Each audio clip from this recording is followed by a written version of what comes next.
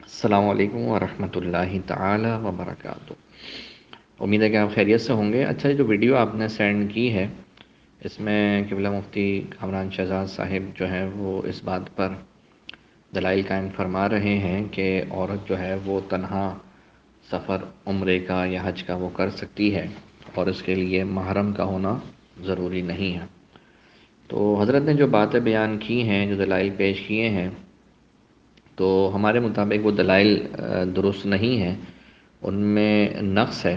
اور جہاں تک اس بات کا تعلق ہے کہ بھئی بعض دفعہ لفظوں سے استدلال ہوتا ہے، بعض دفعہ معنی سے استدلال ہوتا ہے، تو یہ بات درست ہے۔ اور ہم جب قیاس پڑھ رہے ہوتے ہیں یا پڑھا رہے ہوتے ہیں تو اس میں دلیل وہی حدیث پیش کرتے ہیں کہ جو مفتی صاحب نے بیان فرمائی ہے۔ لیکن جہاں تک ان کا اس بات کو بیان کر کے آگے جو کلام ہے وہ کلام خطا پر مبنی ہے۔ سب سے پہلے جو انہوں نے کہا کہ بھئی امام شافعی کا یہ قول ہے اور امام مالک کا قول ہے اور امام اعظم کا بھی ایک قول ہے، تو دیکھیں بات یہ ہے کہ جو بھی مفتی بنتا ہے بر صغیر پاک و ہند کے اندر عمومی طور پر، وہ شرح عقود رسل مفتی جو علامہ شامی رحمہ اللہ کی کتاب ہے وہ لازمی پڑھتا ہے۔ اور اس کتاب میں صراحتاً ایک نہیں کئی مقام پر یہ لکھا ہے کہ اگر امام صاحب کا کوئی قول مطروح ہو یا منسوخ ہو تو اس قول پر عمل کرنا جائز نہیں ہوتا۔ تو اب جب امام صاحب کا اگر کوئی قول ہے تو وہ متروکہ قول ہے، وہ مطروح قول ہے، تو اس قول پر عمل کرنا، منسوخ قول پر عمل کرنا، یہ ایسا ہی ہے کہ امام صاحب کے قول پر عمل نہ کرنا۔ تو اگر کوئی شخص اس طرح عمل کرے گا تو وہ جائز نہیں ہوگا، یہ استدلال باطل ہے۔ رہ گئی بات کہ بھائی امام شافعی کا تو قول ہے، امام اعظم کا بھی تو قول ہے، امام مالک کا بھی تو قول ہے، تو دیکھیں اپنے امام کے قول کو چھوڑ کر کسی دوسرے امام کے قول پر فتویٰ دینا یہ تلفیق کہلاتا ہے، اور تلفیق جائز نہیں ہوتی۔ ہاں عند ضرورہ، جہاں پہ ضرورت شرعیہ یا حاجت شرعیہ متحقق ہو تو وہاں پر یہ کر سکتے ہیں، اس کے علاوہ میں یہ کرنا جائز نہیں ہوتا۔ تو یہاں جو عمرہ ہے اس میں کوئی حالت شرعیہ یا ضرورت شرعیہ متحقق نہیں ہو رہی کہ اس میں آپ اپنے امام کے قول کو چھوڑ کر کسی اور امام کے قول کو اپنائیں۔ اچھا، دوسری بات جو انہوں نے ذکر کی کہ بھائی اکیلی عورت جو ہے وہ سفر کرے گی، تو اس دور میں اکیلی عورت سفر کرتی تھی تو ڈاکو آ جایا کرتے تھے، تو راستہ پرامن نہیں ہوتا تھا، تو اس بنا پر جو ہے وہ اس کو منع کیا گیا عورت کو کہ بھائی وہ اکیلا سفر نہ کرے۔ تو میرا یہ سوال یہاں پر ہی قائم ہوتا ہے کہ اگر یہی علت ہے، چلیں اگر یہ آپ کے سمجھ میں آ رہا ہے کہ یہ بات درست ہے، تو ذرا یہ ارشاد فرما دیجئے کہ وہ عورت کہ جو محرم کے بغیر قافلے میں سفر کر رہی ہو تو اس کو اجازت مرحمت فرما دی گئی ہو، تو ایسی تو کوئی روایت نہیں ہے، بلکہ روایت تو مطلقاً عورت کو منع کر دیا گیا۔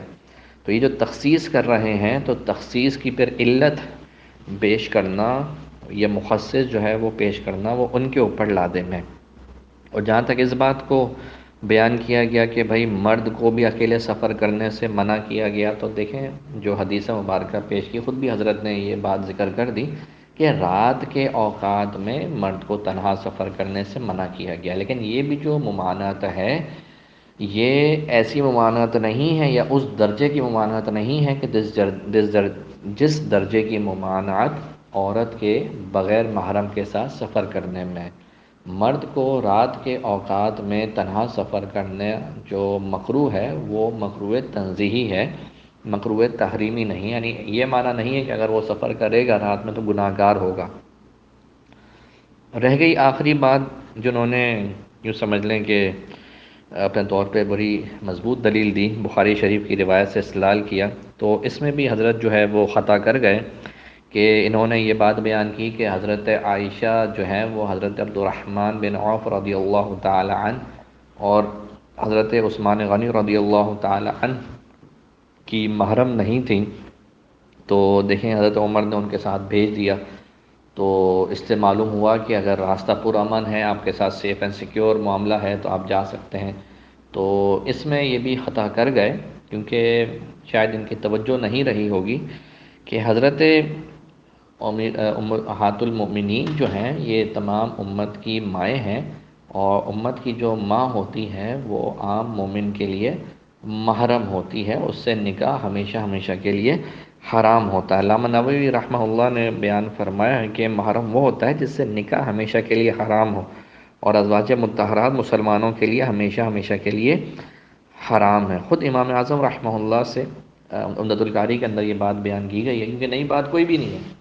جو ذکر کی گئی وہ نئی کوئی بات نہیں ہے، پہلے کی باتیں ہیں، اس کا جواب ہمارے علماء نے دے دیا، لیکن بہرحال چلیں ایک نئی بات آپ کو لگی تو میں عرض کر رہا ہوں۔ تو امام اعظم و حنیفہ نے بھی اس بات کا ہی جواب دیا تھا کہ یہ استدلال اس سے نہیں ہو سکتا، اس کی وجہ یہ ہے کہ امہات المومنین مومنین کی مائیں ہیں اور وہ ان کے لیے محرم ہیں، لہٰذا اس طرح ان کا سفر کرنا یہ جائز تھا، اس کو عام عورتوں کے اوپر قیاس نہیں کر سکتے۔